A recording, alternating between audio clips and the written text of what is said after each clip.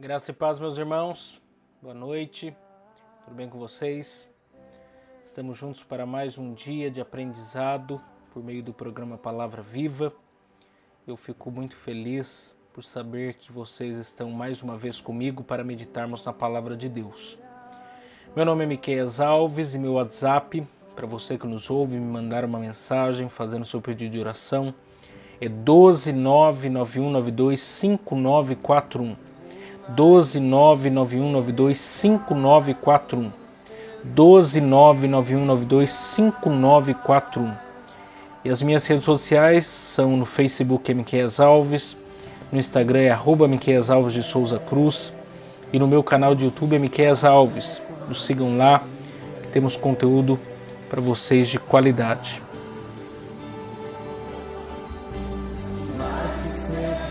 Senhor meu Deus, Pai amado e Deus eterno, obrigado por mais esse dia que o Senhor nos concede na condução do programa Palavra Viva. Fala conosco mais uma vez mediante a Tua Palavra. Abençoa as pessoas que irão ouvir esse programa de rádio e que o Senhor possa fazer coisas extraordinárias por nós, em nome de Jesus. Amém. Eu quero agradecer aqui também os nossos patrocinadores que têm muito nos ajudado. E também, se você desejar nos ajudar a patrocinar esse programa de rádio, anunciando a sua empresa ou nos dando uma oferta voluntária, entre em contato com a gente pelo contato 12991925941.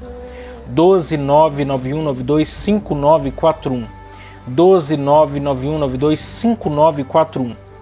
Eu quero agradecer aqui o Pinda Baterias, situado na Avenida Doutor Fonte Júnior, 1149, Maria Áurea, Pindamonhangaba, São Paulo. O telefone é 1236488135 ou 12991913026. Baterias somente para carros a partir de R$ 150 com troca em até 3 vezes sem juros. Tratar com Neide Ramos ou Cláudio Bueno, nossos amigos e irmãos em Cristo. Como também quero agradecer aqui a Marcearia Betel, situado na Rua Bulgária 355, Pazim, Pindamonhangaba, São Paulo. O telefone é 12-98896-3701. E atenção lancheiros, produzimos o melhor pão de hambúrguer da cidade. Tratar com Wesley, meu amigo em Cristo. Quero agradecer também a Serralheria Venâncio. O telefone é 12-98222-2300. Tratar com Cláudio Venâncio para confecção de portão basculante, grade, portão de correr, cobertura de policarbonato e toldos. Quero agradecer também a Dona Maria Bolos e Salgados, situado na Avenida CTI 205, Bonfim, Taubaté, São Paulo. O telefone é 12-3624-2875 ou 12992305387. O Facebook é Dona Maria Bolos e Salgados, o Instagram é @Dona Maria Bolos e Salgados. O horário de funcionamento da loja física é de segunda a sábado, das 7 às 19 horas e domingo, das 11 às 14 horas, exceto datas comemorativas. Lá eles possuem bolos decorados, bolos secos, bolos fitness, salgados fritos e assados, bolos tradicionais e personalizados e bolos temáticos com pasta americana. Quero agradecer também a Gileari Engenharia, situado na Galeria Barão Box 14, centro de Pindamonhangaba, São Paulo. O telefone é 12-98105-4725. Tratar com Eliel Ferreira, nosso amigo em Cristo, para aprovação de projetos, desmembramento e unificação de lote.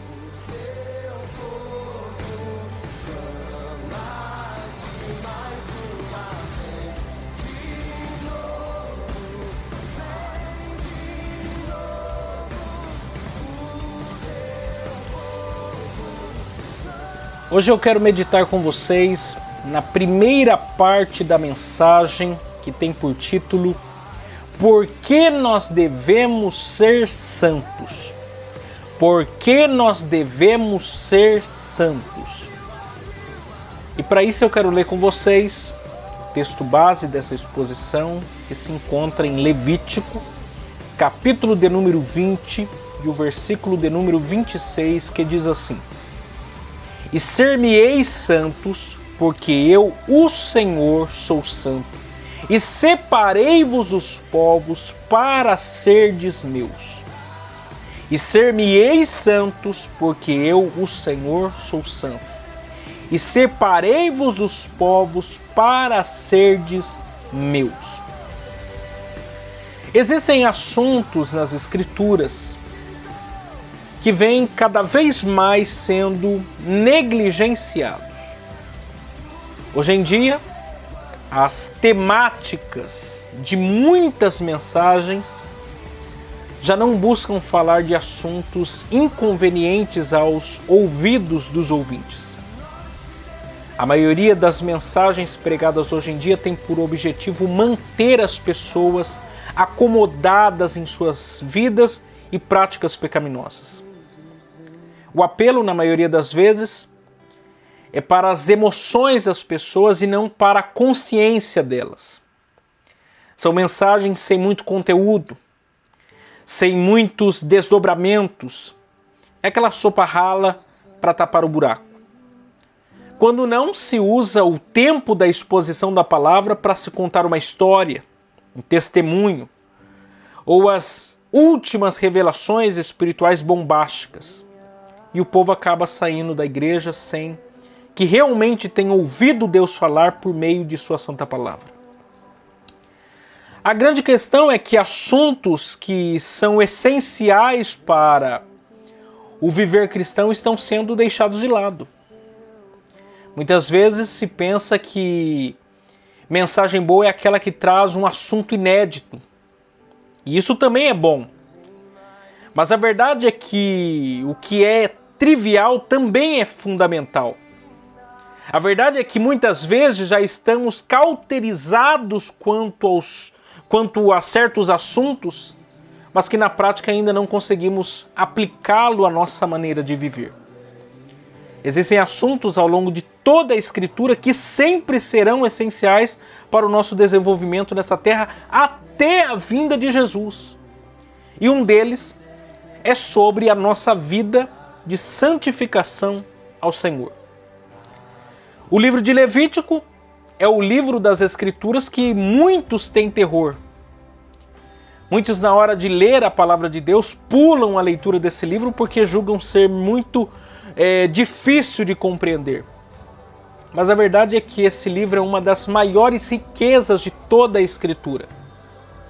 O fundamento teológico de todo o Antigo Testamento está revelado nesse livro. Os sacerdotes, os profetas, os juízes, os reis e todo o povo de Israel precisavam estar atentos às palavras de Deus contidas nesse livro para o seu viver moral, civil e cerimonial.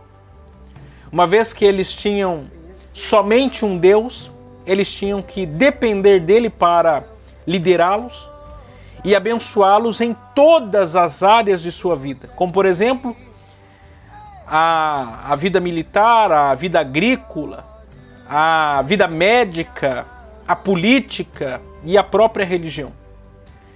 Toda a informação cultural do povo de Deus estava retida nesse livro, bem como em todo o Pentateuco. Os demais livros do Antigo Testamento repetiram de forma contínua aquilo que Deus havia revelado ao seu povo nesses 5 primeiros livros das Escrituras, e especialmente no livro dos Levíticos. Diante disso, a pergunta é: por que nós devemos ser santos? Por que nós devemos ser santos? Afinal de contas, o que é santidade? Será que é adotar uma moda evangélica? Será que é usurpar valores de uma escola de boas maneiras? Ou melhor, será que é ter muitos dons espirituais e falar em outras línguas? O que caracteriza ou ainda o que evidencia as marcas de um crente lavado no sangue do Cordeiro? A primeira pergunta que nós temos que nos fazer e responder é: por que precisamos viver em santidade? Por que precisamos viver em santidade? Porque o homem pecou. E por que Deus puniu o homem após a sua queda? Porque Deus é santo. E a sua criação pecou contra si ao desobedecer às suas ordens. Mas qual era o propósito de Deus para o homem? Quando a gente vai ler lá em Gênesis, capítulo de número 2, verso 15, diz: o Senhor Deus colocou o homem no jardim do Éden para cuidar dele e cultivá-lo. Isto é, Deus delegou à sua criação funções, atitudes e responsabilidades. De modo que em Gênesis, capítulo de número 1, versos de número 26 a 31 diz: então disse Deus, façamos o homem à nossa imagem, conforme a nossa semelhança, domine ele sobre os peixes do mar, sobre as aves do céu, sobre os animais grandes de toda a terra, e sobre ele todos os pequenos animais que se movem rente ao chão. Criou Deus o homem à sua imagem, a imagem de Deus o criou, o homem e mulher os criou.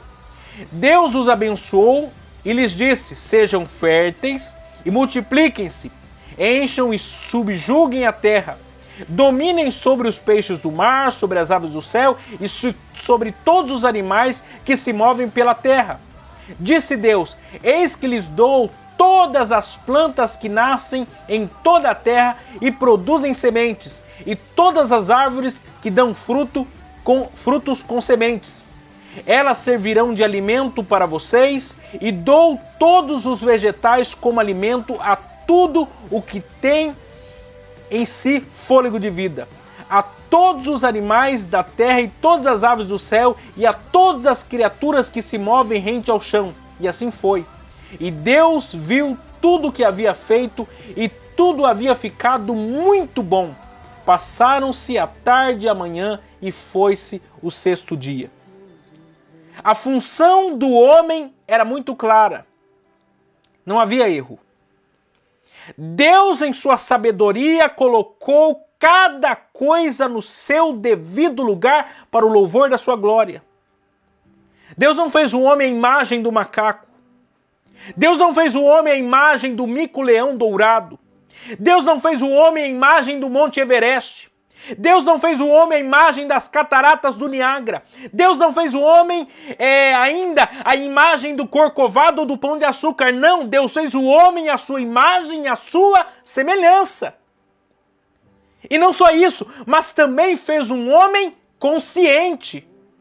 Pois, segundo Gênesis, capítulo de número 2, verso 16 e 17, não há nenhuma dúvida disso. Deus disse: e o Senhor Deus ordenou ao homem: coma livremente de qualquer árvore do jardim, mas não coma da árvore do conhecimento do bem e do mal, porque no dia em que dela comer, certamente morrerá. Adão e Eva estavam plenamente cientes das ordenanças de Deus. O que era o pecado? Comer da árvore da ciência do conhecimento do bem e do mal. Nem Adão e nem Eva eram inocentes quanto ao que era pecado. Muito pelo contrário, pois se não soubessem, Deus não poderia puni-los pós-queda. Então, afinal de contas, o que é o pecado? Pecado é errar o alvo. Pecar é fazer aquilo que Deus definiu explicitamente que não é para fazer. Exemplo: comer da árvore da ciência do conhecimento do bem e do mal. Quando Deus disse que não era para comer, a intenção era atingir a consciência deles.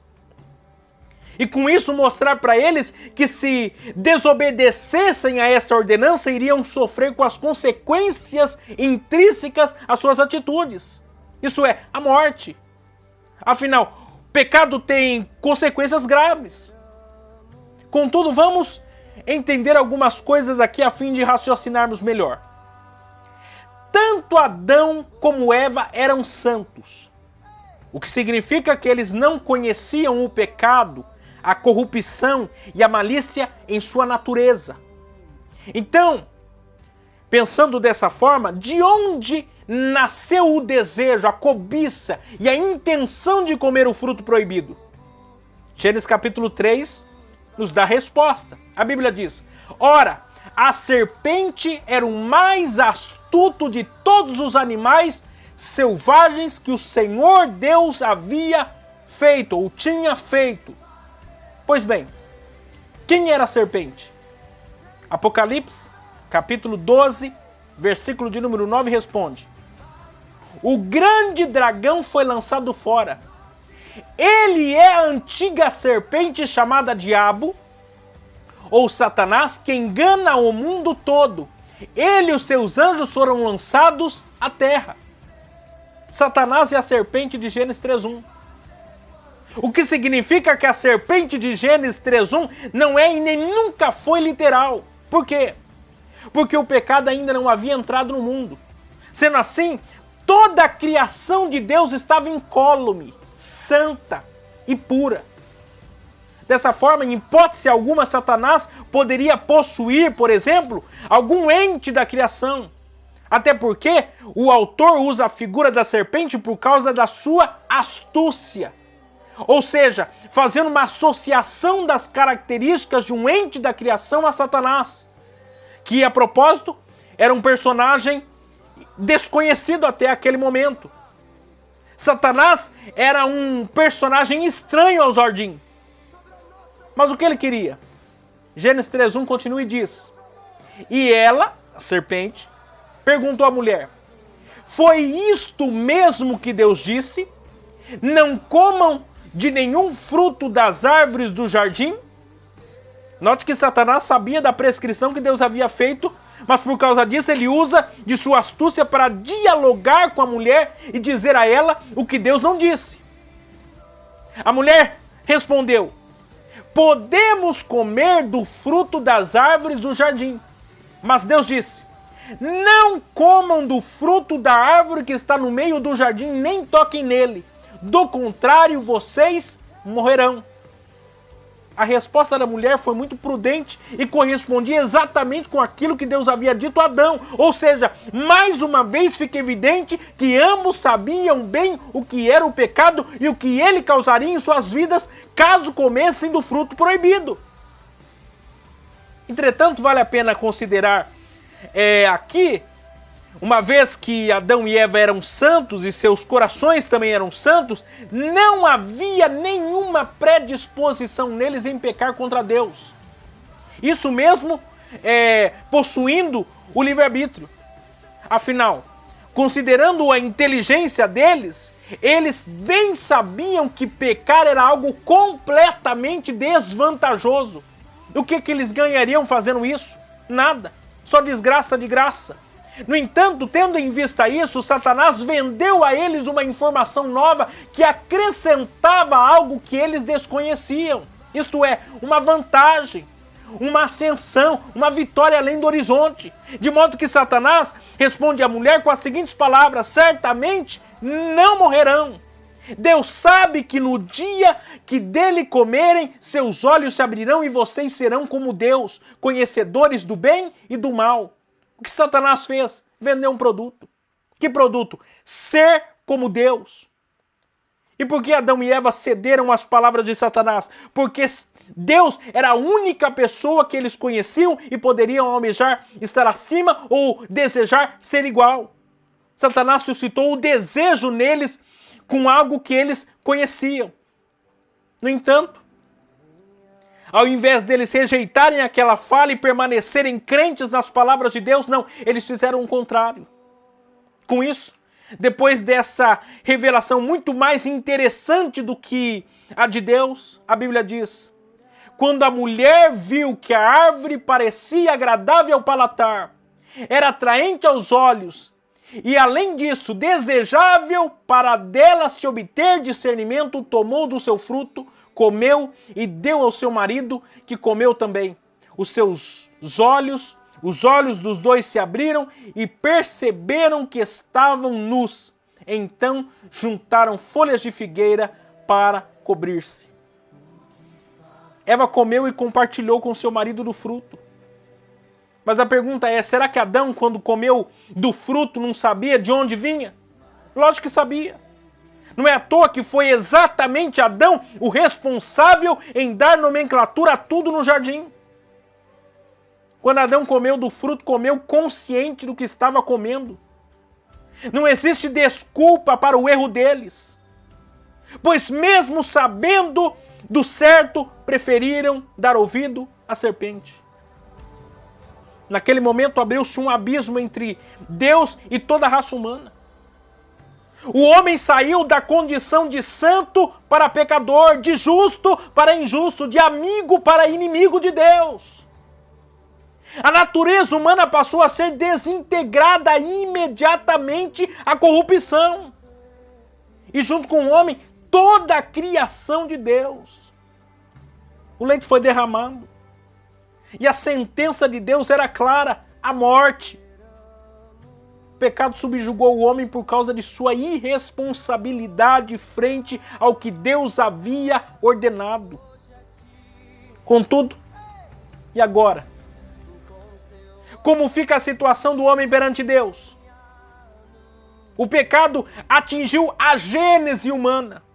Segundo Efésios, capítulo de número 2, versículos de número 1 a 3 diz: vocês estavam mortos em suas transgressões e pecados, nos quais costumavam viver, quando seguiam a presente ordem deste mundo e o príncipe do poder do ar, e o espírito que agora está atuando nos que vivem na desobediência.